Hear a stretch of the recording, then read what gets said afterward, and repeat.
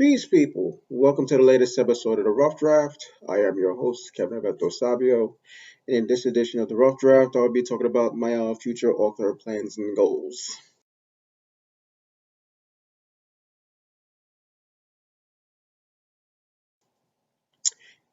This is now June. It's been about 3 months since I dropped the dual release. It's also been 3 months since the lockdown, the start of the coronavirus hit in the United States. So we're close to 120,000 people who died from the coronavirus. But things are moving along. States are opening up, and so we're slowly trying to begin to move forward.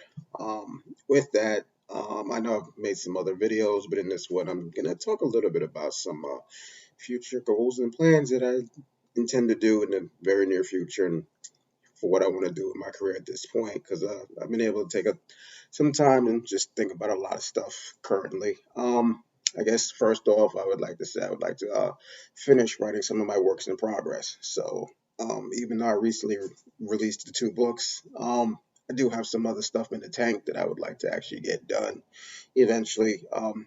Obviously, the two follow-ups to the Chronicles of the Black Fist series. I got book three, which is called The Diaspora United, and I also have book four, which is called Fight the Power. So I'm still writing those projects. I haven't finished them yet.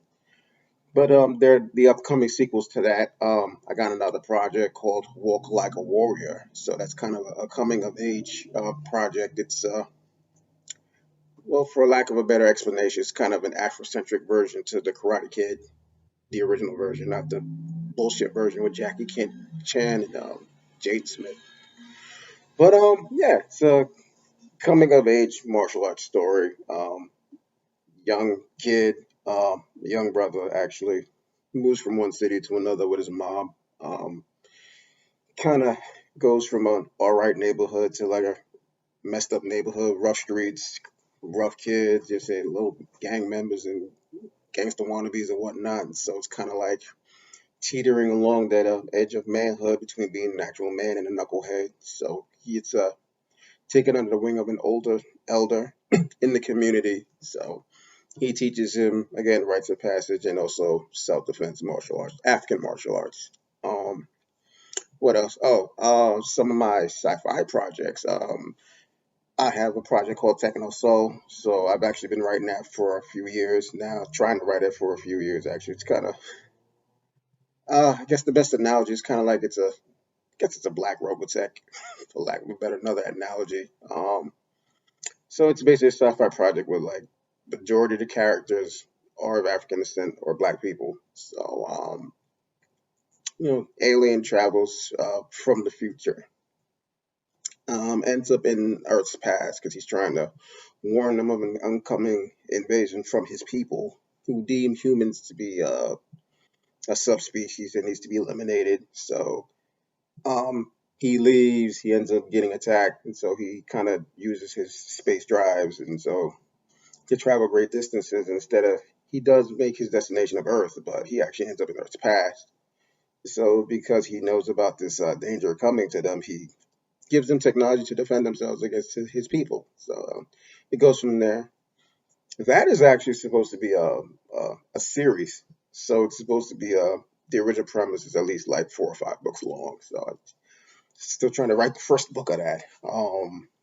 And another project is another sci-fi project called The Adventures of Don Piero Valiente. I know I talked about that recently in episode 13. It's part of a short story anthology that I wrote. So there's a story in there of The Adventures of Don Piero Valiente. So it's an Afro-Latino space knight, kind of his trials and tribulations of being in this pretty much all-white military institution. And so what he has to go through dealing with racism, disrespect, and a whole bunch of other stuff. So that's part of it. So I guess some of my other plans and goals is actually considering other projects for conversion. So of course, if you've been paying attention since episode one, as I told you, my writing career started as a screenwriter. So I have a number of screenplay projects that I'm looking to actually convert into novels. So I mean, I have the material, so plug it. Why not use it? A couple of projects that I have in mind that actually I think would make good novels. There's one. It's called Knuckle Up. It's about a female fighter and her trials and tribulations. You see, in her fight career, from her very beginning to her current career and whatnot. So that was actually a pretty. I like that idea as a when it was a film. I was very happy about it. It was kind of like my anti-million-dollar baby, because at the time there were some female fight films that were made. Um, Girl Fight, which I loved. Another one, Knockout. It's all right. And then Million Dollar Baby, just like okay. But I didn't see anyone that featured any black women in it, so I ended up writing Knuckle Up. So I liked it as a screenplay. Never got a chance to produce it, so hopefully I'll get a chance to write it as a novel. So what else? I have a basketball movie that I wrote called Second Chance Points. So that revolves around female basketball players. It's pretty much about opportunity, redemption, respect, and second chances, obviously. So that was a very good project that I liked. It would have been a big budget movie. Obviously, I never got a chance to produce it. I mean, I tried a hell of a lot to try to get it produced. I mean, I wrote like a number of different screenplay contests and tried to reach out to certain black celebrities. Obviously, nobody ever picked it up. So maybe I might make it it's a novel project. Who knows? Probably one of my TV ideas. There's one Astro Core. It's kind of my own version of Star Trek, I guess. So that would be an interesting sci-fi project. You say make that a novel, maybe a series. I don't know. It might be a one-off, but Astro Core, like I said, it's another sci-fi project I can delve into. See us in you see that whole space opera, Afrofuturist, black speculative fiction realm. Seeing something different. Um, Oh, there's another idea that I had. It's kind of a cartoon. It is a cartoon. It's called Link to the Motherland. So it revolves around this teacher and two of his young students, one male, one female, an Afro Latina actually. And so they end up getting transported into the past, into the times of the Nile Valley, ancient Kemet. And so they take on different roles. The teacher is actually a scribe. He can read, write, and speak Middle Netter. He's in the original language of people in Kemet. Nile Valley. His male student, is kind of a priest. He is a priest in training. And his young female student, she's a warrior. So it's kind of that was kind of an interest. For lack of a better analogy, it's kind of like my version of Dragon Ball Z. So, but I actually have written a few episodes of that. I think would actually make a pretty good novel, and that particular project I think would actually make a good two-part novel. You say two novel series, I should say, because I actually have a continuation of that story, which that kind of bleeds into the the two students actually growing up and then having their own family and kind of continuing that storyline of traveling to the past. But it's an option, so it's a conversion option. Maybe another one. One of my movie ideas. It's called Nobility's Rise. So I wrote it as a script. That's actually done. Um, it's kind of I hate using analogies, but it's like I guess it's kind of like Superman meets Star Wars, except kind of an Afrocentric realm. So I don't really want to get too far into that one. Like I said, it's an idea. I don't even know if I'm doing it. That one would actually also be a novel series. It would be broken up into three different parts. So like I said, it takes from ancient Kemetic history, and it's just kind of like the whole thing of European invasion of Africa and like kind of the slave trade and stuff like that, and just give it a futuristic twist to it.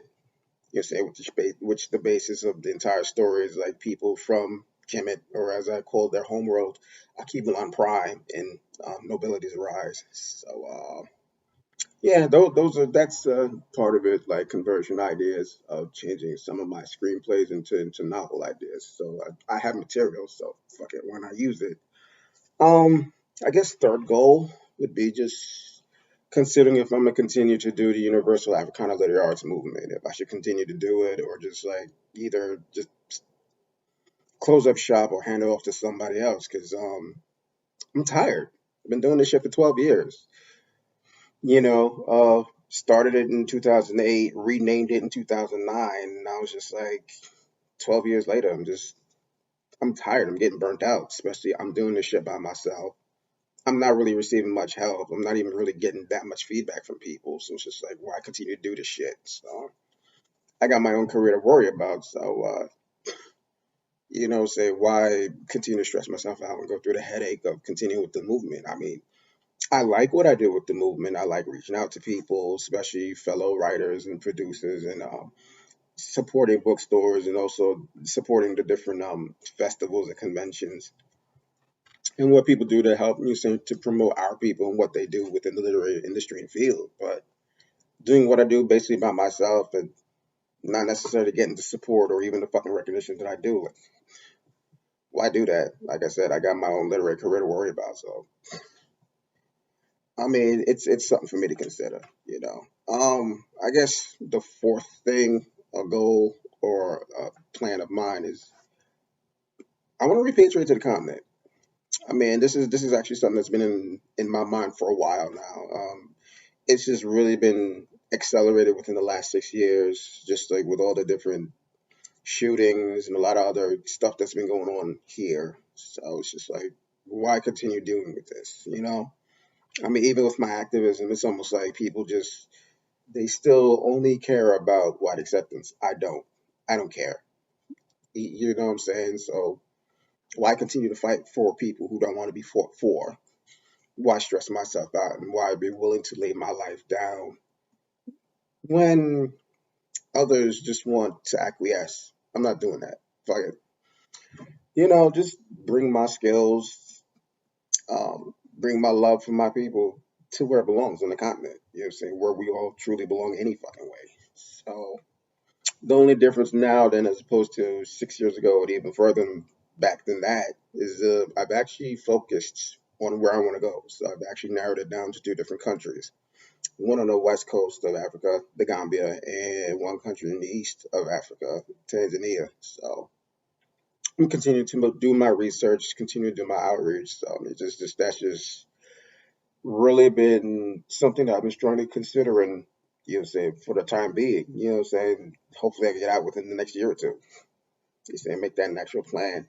Um, and I guess fifth plan and goal for right now, kind of the final one, is wanting to have my own business. Aside from my writing career, I want to have a business.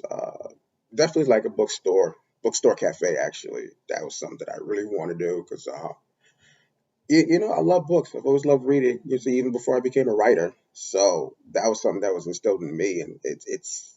I guess this idea can also be tied to my last goal, which was to repatriate to the continent. It's a business I could bring to the continent because it probably would be easier for me to actually set up business over there than it would be to set up business here in the United States, where you have to jump through a whole bunch of hoops and get different licensing and a whole bunch of other unnecessary bullshit that you could easily probably do in on the continent. Like, why go through that headache here in the States when I could probably easily do that, on the continent somewhere?